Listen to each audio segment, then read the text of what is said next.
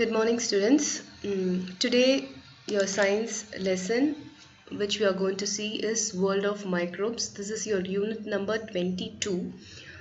So, we are going to study about all existence and occurrence and the structure, everything about microbes. So, we are going to get into the lesson of microbes. We all know that microbes exist on this earth.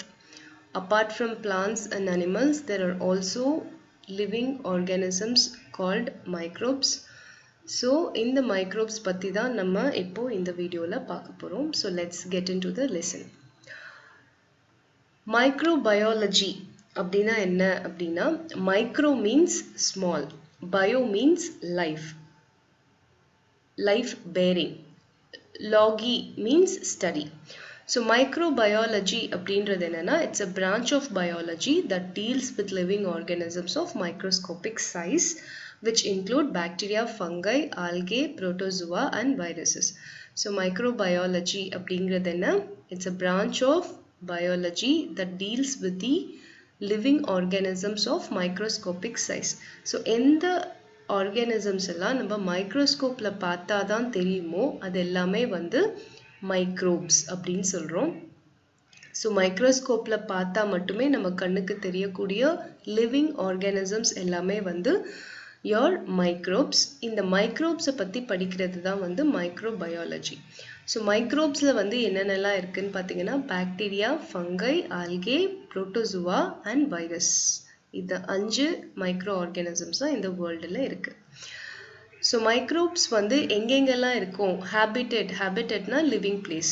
எங்கெல்லாம் இருக்கும்னா terrestrial, aquatic. டெரெஸ்ட்ரியல்னா land, அக்வாட்டிக்னா தண்ணி சார்ந்த பகுதிகள். Atmospheric or in living host. அட்மாஸ்பியர்னா air. Living host அப்படின்னா வேற ஒரு லிவிங் க்ரீச்சரை சார்ந்து இருக்கும். Some of them survive in extreme environments like hot springs, ice sheets, water bodies, and high salt content and low oxygen, and in arid places with limited water availability. So some of the microorganisms பார்த்தீங்கன்னா ரொம்ப extreme conditionsல கூட survive ஆகும். Like hot springs, ரொம்ப hot climate, ice sheets மேல இருக்கும், water bodies with high salt content. High salt content இருக்கிற water bodiesலயும் இருக்கும், low oxygen இருக்கிற இடத்துலையும் இருக்கும். அதுக்கப்புறமா வந்து ரொம்ப ட்ரையாக இருக்கும் இல்லையா, தண்ணியே இல்லாத டெசர்ட், ஏரிட் பிளேசஸ், அந்த இடத்துலையும் இருக்கும் microbes. So some of the micro organisms are beneficial to us. They are used in the preparation of curd, bread, cheese, alcohol, vaccines and vitamins, while some others are harmful, causing diseases to plants and animals, including human being.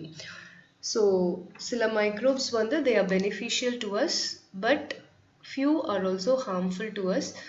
So இதெல்லாம் என்ன, எப்படி they are beneficial to us, எப்படி they are harmful, எல்லாமே வந்து we are going to see in this lesson. First let's see microbes and their types.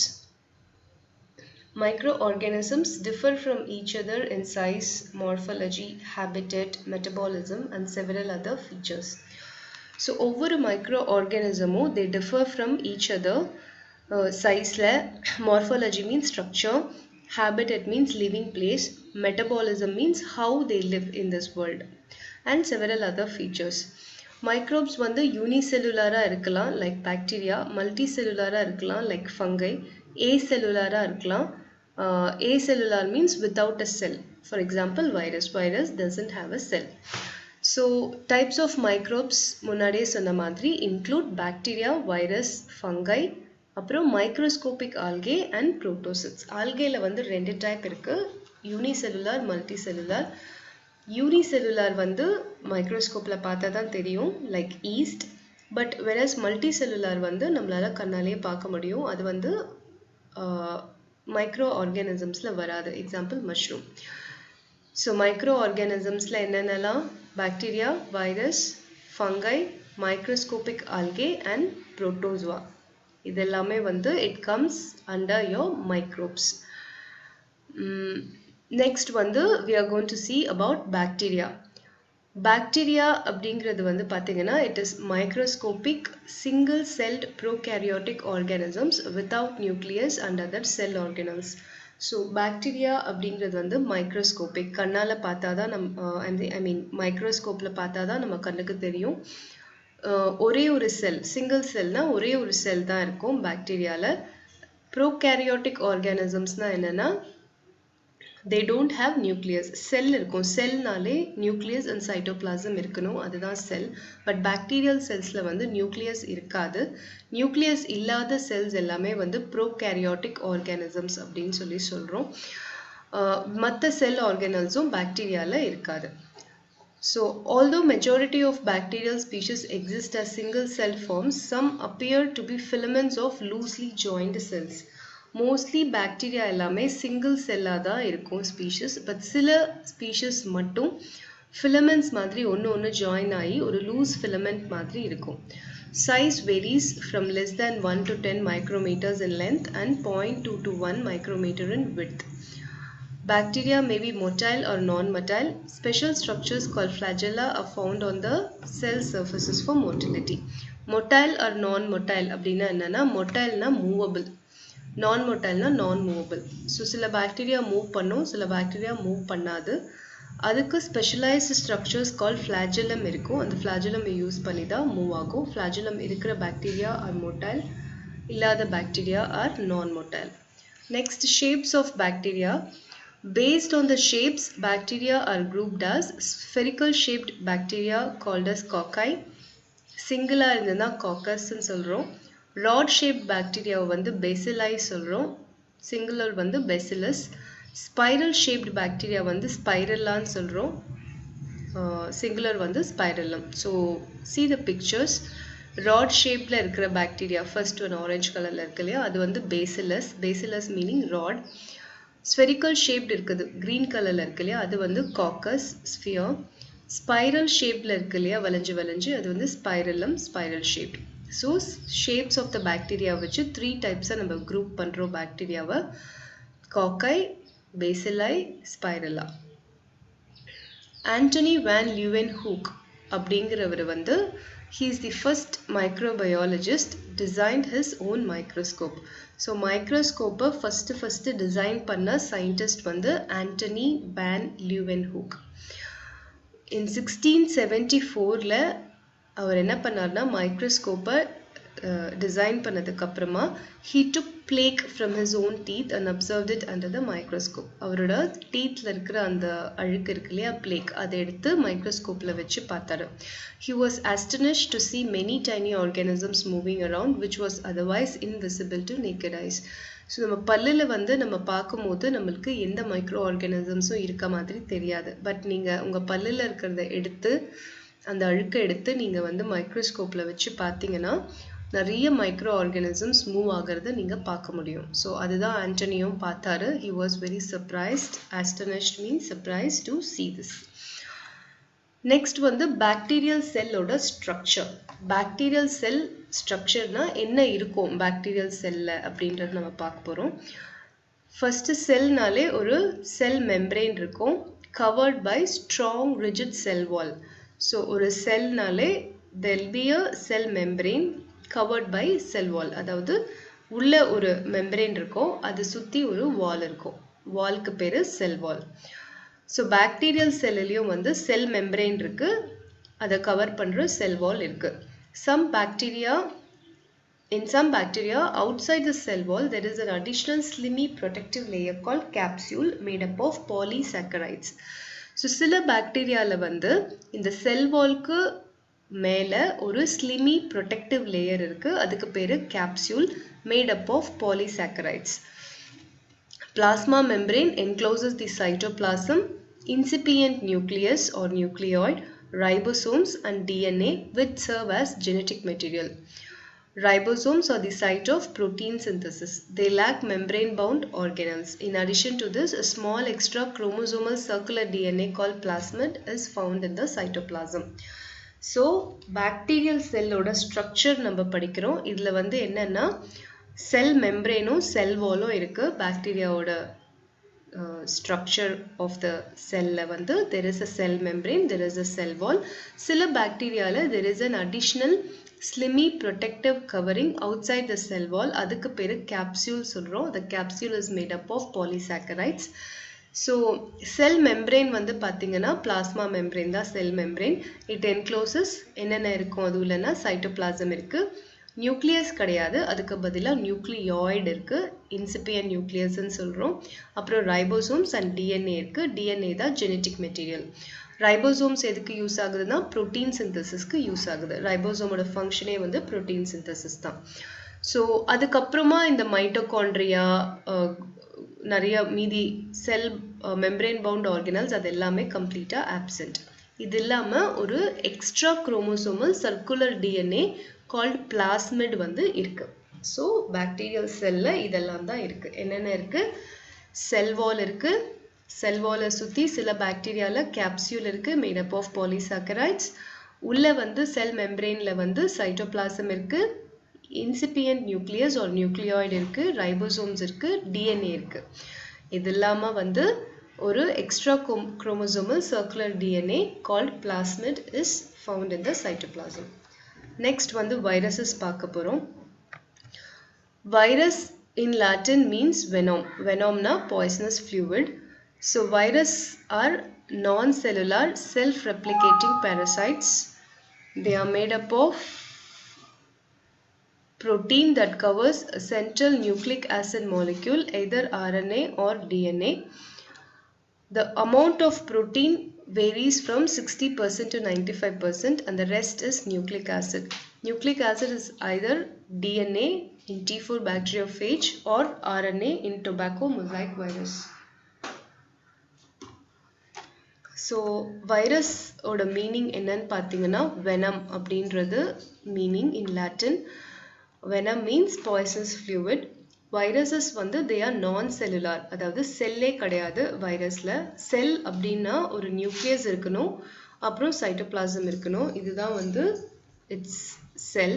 But வைரஸ்ல வந்து செல்லே இருக்காது. they are self-replicating parasites. self-replicatingனா தன்னைத்தானே வந்து ரிப்பீட் பண்ணிக்கும், அதாவது அதோட ரீப்ரொடக்ஷனே வந்து பார்த்தீங்கன்னா தன்னையே தன்னை காப்பி மாதிரி ஜெராக்ஸ் காப்பி மாதிரி ரெப்ளிகேட் பண்ணிக்கும். அதுதான் வந்து செல்ஃப் ரெப்ளிகேட்டிங் பேரசைட்ஸ். ஸோ வைரஸில் என்ன இருக்குது பார்த்தீங்கன்னா ப்ரோட்டீன் இருக்குது that covers a central nucleic acid molecule.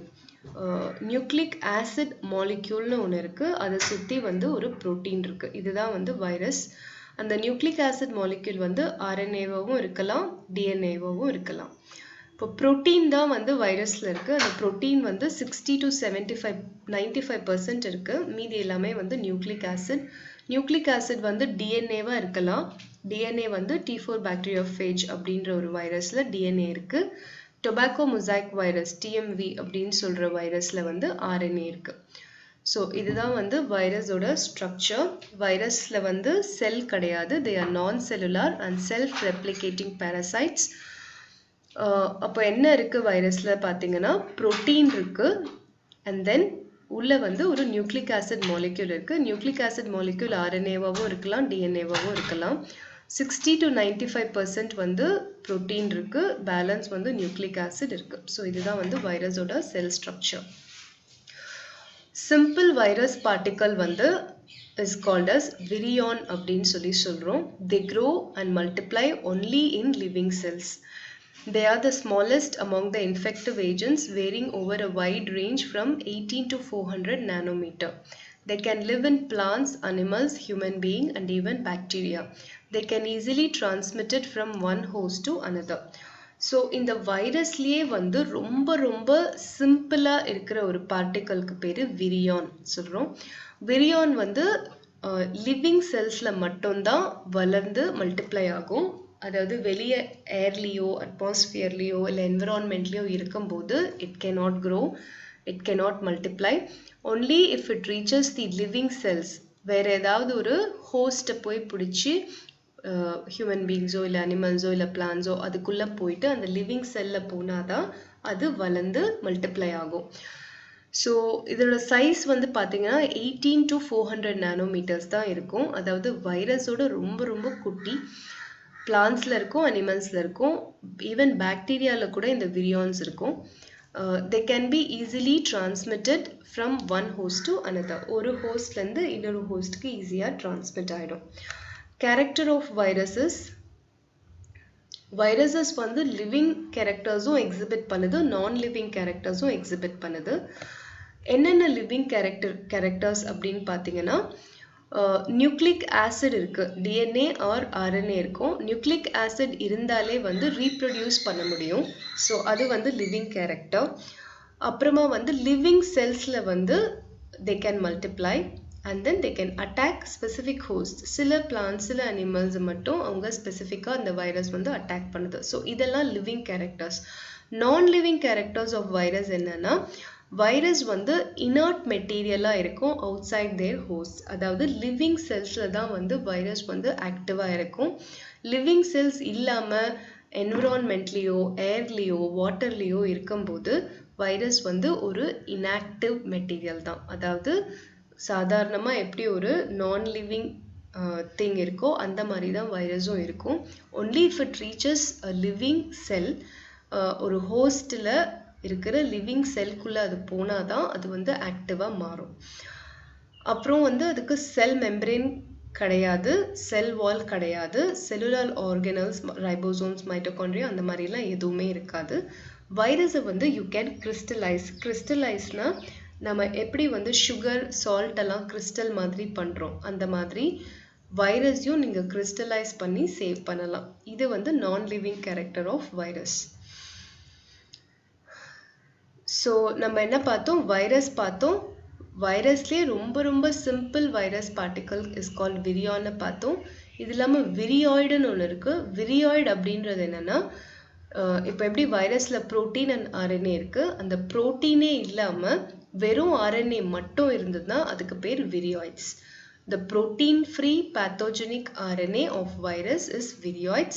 They are found in plant cells and cause disease in plants. So virusல ஓட வேரியன்ஸ் தான் வந்து virion and virioids. Virionna simple virus particle which are very very smallest in size. Virioids வந்து protein free pathogenic RNA of virus. வெறும் RNA மட்டும் தான் இருக்கும், protein இருக்காது, அது virioid. Types of virus பாருங்க, plant virus, animal virus and human virus ன்னு classify பண்றோம். Plant virus பாத்தீங்கன்னா the virus that infect plants. Plant infect பண்ற virus are called plant virus. Example, tobacco mosaic virus, cauliflower mosaic virus, potato mosaic virus. Nameலயே இருக்கு, tobacco plant infect பண்ற virus tobacco mosaic virus, cauliflower plant infect பண்றது cauliflower mosaic virus, potato plant infect பண்ற virus potato mosaic virus. Next வந்து animal virus. Animal virus வந்து that infect animals. Example, adenovirus, retrovirus. Retrovirus தான் HIV, influenza virus and polio virus. So இதனோட pictures வந்து கொடுத்திருக்காங்க. Adenovirus எப்படி இருக்கு பாருங்க, hexagonal shapeல இருக்கு. Then influenza virus. Influenza virus தான் வந்து நம்மளோட flu cause பண்ணது இல்லையா, cold fever, அந்த virus தான் இது. So இது வந்து உங்களோட types of virus. Third வந்து bacteriophages. Bacteriophages வந்து virus that infect bacteria. இப்போ human infect பண்ற வைரஸும் வந்து animal virusலயே தான் வந்துடுது. So animal virusனா virus that infect animals. Animalsலயே தான் we humans are also coming. Next வந்து bacteriophages. Bacteriophages அப்படிங்கிற வைரஸ் என்னன்னா, they infect bacteria.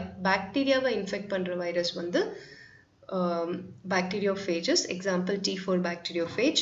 T4 bacteriophage ஓட structure தான் உங்களுக்கு இங்க கொடுத்திருக்காங்க pictureல. So microorganisms total of 5 பார்த்தோம். bacteria, virus, fungi, algae and protozoa. So இதில் bacteria and virus நம்ம பார்த்தாச்சு. next fungi பார்க்க போறோம். fungi அப்படிங்கிறது என்னன்னா, they lack chlorophyll, so hence they depend on living or dead host for their nutritional needs. Fungi living on living hosts called parasites, and those living on dead organic matter are called saprophytes. அதாவது ஃபங்கைல வந்து chlorophyll இருக்காது. Chlorophyll இல்லாததுனால they have to depend on other living organisms for their food. நம்ம முன்னாடி plant ஃபிசியாலஜில பார்த்தோம் அந்த லெசன்ல. Chlorophyll இருந்தா photosynthesis மூலமா ஃபுட்டை வந்து பிளான்ட்ஸ் தானே ஜென்ரேட் பண்ணிக்கும். பட் ஃபங்கைல வந்து குளோரோஃபில் இல்லாததுனால ஃபுட்டை வந்து தானா ஜென்ரேட் பண்ண முடியாது. ஸோ அதனால வேற ஒரு ஹோஸ்ட்டை தான் டிபெண்ட் பண்ணி இருக்கு fungi for their nutritional needs.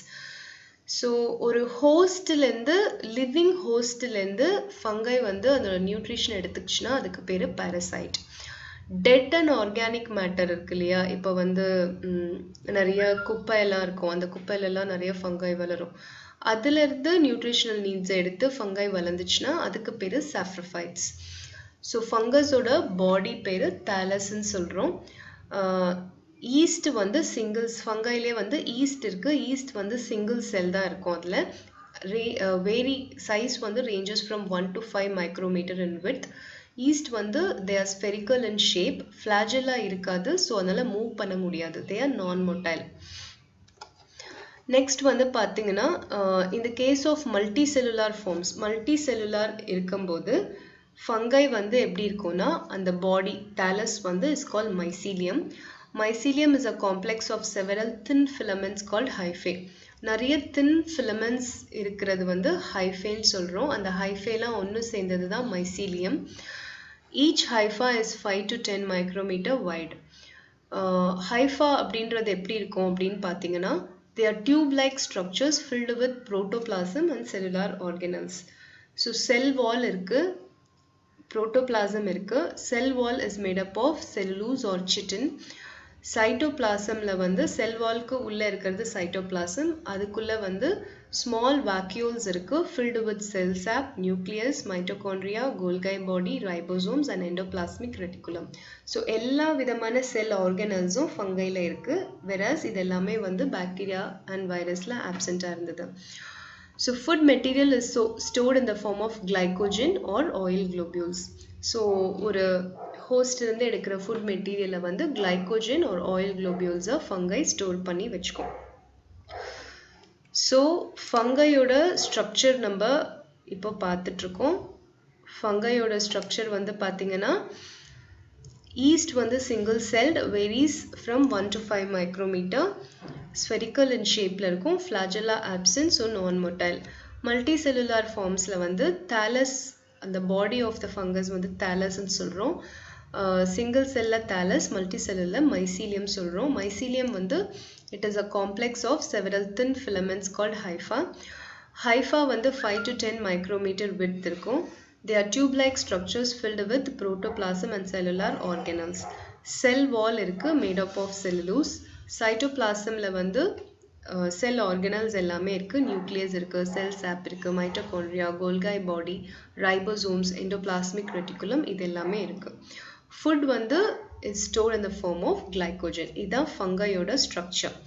Next வந்து ரீப்ரொடக்ஷன் ஆஃப் ஃபங்கைல வந்து பார்த்தீங்கன்னா they can reproduce vegetatively by binary fission, budding and fragmentation.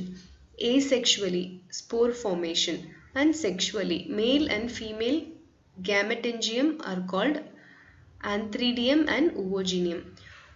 Fungi வந்து vegetative reproductionும் பண்ணுது, asexual reproductionும் பண்ணுது and sexual reproductionும் பண்ணுது. ஸோ அதுதான் இங்கே கொடுத்துருக்காங்க. Some of the structures of fungi கொடுத்துருக்காங்க. Yeast வந்து single cell, penicillium வந்து multi cell. Next வந்து prions. Prion அப்படிங்கிறது என்ன அப்படின்னு கேட்டிங்கன்னா they are viral particles which contain only proteins. நம்ம வந்து விரியாய்ட்ஸ் பார்த்தோம். விரியாய்ட்ஸ் வந்து என்னது, புரோட்டீனே இல்லாமல் வெறும் RNA மாலிக்யூல் மட்டும் இருந்ததுன்னா அது விரியாய்ட்ஸ்.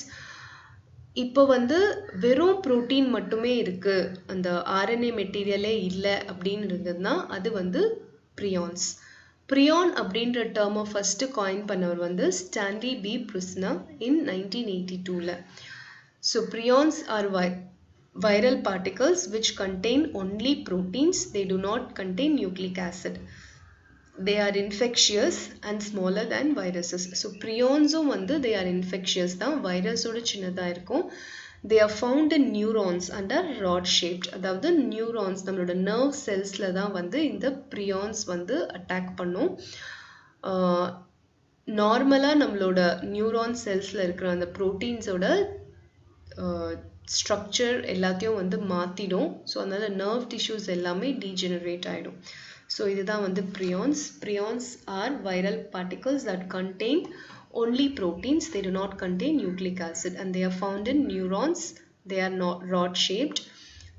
It induces changes in normal proteins. This results in degeneration of nervous tissue. So prions வந்து particular இங்க வந்து infect பண்ணுதுன்னு கேட்டிங்கன்னா neural tissue தான் infect பண்ணுது. So prion அப்படின்ற term first coin பண்ணவர் Stanley B. Prusner in 1982. Next வந்து application of microbes. So இப்போ நம்ம வந்து microbes எல்லாமே பார்த்துட்டோம். இப்போ வந்து மைக்ரோப்ஸோட அப்ளிகேஷன்ஸ் என்னென்ன அப்படின்னு நம்ம பார்க்க போகிறோம். மைக்ரோ ஆர்கானிசம்ஸ் வந்து ஹியூமனுக்கு வந்து நிறைய வேஸில் வந்து பெனிஃபிஷியலாக இருக்குது. ஸோ நம்ம எப்படிலாம் அது பெனிஃபிஷியலாக இருக்குது அப்படின்றத ஃபஸ்ட்டு பார்க்கலாம். அப்புறம் ஹார்ம்ஃபுல் எஃபெக்ட்ஸ் பார்க்கலாம். ஃபர்ஸ்ட் வந்து மைக்ரோப்ஸ் இன் அக்ரிகல்ச்சர். அக்ரிகல்ச்சரில் வந்து microbes play an important role. எப்படின்னா as bio control agents and bio fertilisers. So ரெண்டு விதமாக அக்ரிகல்ச்சரில் மைக்ரோப்ஸை யூஸ் பண்ணுறோம். First one bio fertilisers, second one bio control agents. Bio fertilisers அப்படின்னா என்னென்னா, அதாவது வந்து நம்மளோட சாயில் இருக்கு இல்லையா, சாயிலை வந்து நியூட்ரியன்ட் ரிச்சாக வந்து இந்த மைக்ரோப்ஸ் வந்து மாற்றுது. எப்படின்னு கேட்டிங்கன்னா பாக்டீரியா, சயனோபாக்டீரியா அண்ட் ஃபங்கை, இது மூணும் தான் வந்து main sources of bio fertilisers. அட்மாஸ்பியரில் இருக்கிற நைட்ரஜன் இருக்கு இல்லையா, அந்த நைட்ரஜனை வந்து அவைலபிள் ஃபார்ம் ஆஃப் நைட்ரஜனாக இந்த மைக்ரோப்ஸ் வந்து கன்வெர்ட் பண்ணுது. This is done by microbes either in free living conditions or by having symbiotic relationship with the plants. So atmosphere இருக்கிற nitrogen, carbon, oxygen, sulphur, phosphorus, இந்த எல்லா எலிமெண்ட்ஸையும் வந்து பிளான்ட்டுக்கு வந்து அவைலபிள் ஃபார்மாக மாற்றி கொடுக்கறது தான் வந்து பயோ ஃபர்டிலைசர். ஸோ பிளான்ட்டோட க்ரோத்துக்கு வந்து நைட்ரஜன் கண்டிப்பாக வேணும். ஸோ அட்மாஸ்பியரில் இருக்கிற நைட்ரஜனை பிளான்ட் அப்படியே எடுத்துக்க முடியாது. அது வந்து அந்த அட்மாஸ்பியரில் இருக்க நைட்ரஜனை சாயிலில் வந்து அவைலபிள் ஃபார்மாக மாற்றி கொடுக்கறது தான் வந்து இந்த மைக்ரோப்ஸ் பண்ணுது. பாக்டீரியா, சைனோபாக்டீரியா அண்ட் ஃபங்கை இதெல்லாமே வந்து இதுக்கு ஹெல்ப் பண்ணுது. ஸோ இது வந்து எப்படி பண்ணுதுன்னா ஃப்ரீ லிவிங், அதாவது அட்மாஸ்பியரிக் ஏரில் இருக்கிற மைக்ரோப்ஸும் இந்த வேலையை பண்ணுது. சாயிலில் பிளான்ட்டோட அசோசியேட் ஆகிருக்கிறது தான் சிம்பியாட்டிக் ரிலேஷன்ஷிப்னு சொல்கிறோம். அந்த மைக்ரோ ஆர்கானிசம்ஸும் இந்த மாதிரி it converts the free form of nitrogen and other elements to the available form which the plant can take and use for its growth. So example வந்து Acetobacter and Nostoc, இதெல்லாமே free living microorganisms. symbiotic microbes பார்த்தீங்கன்னா Rhizobium and Frankia. இந்த microbes வந்து பிளான்ட்டோடவே ஒட்டி இருக்கும். அது வந்து soil இருக்கிற நைட்ரஜன், அட்மாஸ்பியர் நைட்ரஜன் இதெல்லாமே வந்து கன்வெர்ட் பண்ணி பிளான்ட்க்கு அவைலபிள் ஃபார்மாக கொடுக்கும். நெக்ஸ்ட் பயோ கண்ட்ரோல் ஏஜென்ட்ஸ்னா என்னன்னு பார்த்தீங்கன்னா, நிறைய வந்து ஹார்ம்ஃபுல் பெஸ்ட்ஸ் அண்ட் ஆர்கானிசம்ஸ் வந்து பிளான்ட்டை வந்து அஃபெக்ட் பண்ணும். ஸோ இந்த மைக்ரோப்ஸ் இருக்கு இல்லையா, இந்த மைக்ரோப்ஸை வந்து நம்ம யூஸ் பண்ணி அந்த பெஸ்டெல்லாம் வந்து நம்ம வந்து கில் பண்ணலாம். அதுதான் வந்து bio control agents. Micro organisms used for controlling harmful organisms and pests of plants are called biocontrol agents or biopesticides ன்னு சொல்றோம். எக்ஸாம்பிள் வந்து Bacillus thuringiensis, BT species of bacteria. It produces a protein called cry protein. இந்த cry protein என்ன பண்ணுதுன்னா, it is toxic to insect larvae and kills them. இப்போ பிளான்ட்டை சாப்பிட்ற நிறைய பூச்சி இருக்கு, அந்த பூச்சியோட முட்டை எல்லாத்தையும் வந்து இந்த cry protein அப்படின்ற இந்த protein வந்து which is synthesized by a bacterial species called Bacillus thuringiensis, இது வந்து கில் பண்ணுது. ஸோ இந்த இன்செக்ட் லார்வா எல்லாம் கில் பண்ணுறதுனால பிளான்ஸ் வந்து பூச்சி அரிக்காமல் நல்லா வளரும். So in the spores of B. thuringiensis வந்து it is available in sachet. They are dissolved in water and sprayed on plants infected with larva. So எப்படி வந்து நம்ம மைக்ரோப்ஸ் அக்ரிகல்ச்சரில் யூஸ் பண்ணுறதுன்னு பார்த்தோம். ரெண்டு விதமாக யூஸ் பண்ணுறோம். ஒன்று பயோ ஃபர்டிலைசர், அதாவது அட்மாஸ்ஃபியரில் இருக்கிற எலிமெண்ட்ஸ் நைட்ரஜன், ஆக்சிஜன், சல்ஃபர் இது எல்லாத்தையும் அவைலபிள் ஃபார்மாக கன்வெர்ட் பண்ணி கொடுக்கறது தான் வந்து பயோ ஃபர்டிலைசர். இது வந்து பாக்டீரியா, சைனோபாக்டீரியா அண்ட் ஃபங்கை இந்த ரோலை பண்ணுது. ஃப்ரீ அவைலபிளாக இருந்தும் பண்ணுது. சிம்பியோட்டிக் ரிலேஷன்ஷிப் வித் பிளான்ஸ் வச்சுட்டும் இது இந்த மாதிரி கன்வர்ஷனை பண்ணி கொடுக்குது. நெக்ஸ்ட் பயோ கண்ட்ரோல் ஏஜென்ட்ஸ்னா பிளான்ஸை அஃபெக்ட் பண்ணுற ஹார்ம்ஃபுல் பெஸ்ட் இதை வந்து கண்ட்ரோல் பண்ணுறதுக்கு மைக்ரோ ஆர்கானிசம்ஸ் யூஸ் பண்ணுறோம். அதுக்கு பி. thuringiensis அப்படிங்கிற ஒரு பிடி ஸ்பீஷஸ் ஆஃப் பாக்டீரியா நம்ம யூஸ் பண்ணுறோம். இதை வந்து பார்த்திங்கன்னா நம்ம தண்ணியில் கரைச்சி ஸ்ப்ரே பண்ணி விட்டோம்னா அந்த பூச்சியோட இன்செக்ட்ஸ் அண்ட் மற்ற பெஸ்டோட அந்த முட்டைகள் எல்லாம் வந்து சாகடிச்சிடுது. ஸோ அதனால வந்து பிளான்ட் வந்து நல்லா க்ரோ ஆகுது. ஸோ இது வந்து நம்மளோட இந்த லெசனில் வந்து எப்படி வந்து application of microbes in agriculture பார்த்தோம். நெக்ஸ்ட் வீடியோஸில் வந்து ரிமைனிங் டாபிக்ஸ் நம்ம கவர் பண்ணலாம். ஏதாவது டவுட்ஸ்னால் கண்டிப்பாக கால் பண்ணுங்கள். தேங்க்யூ.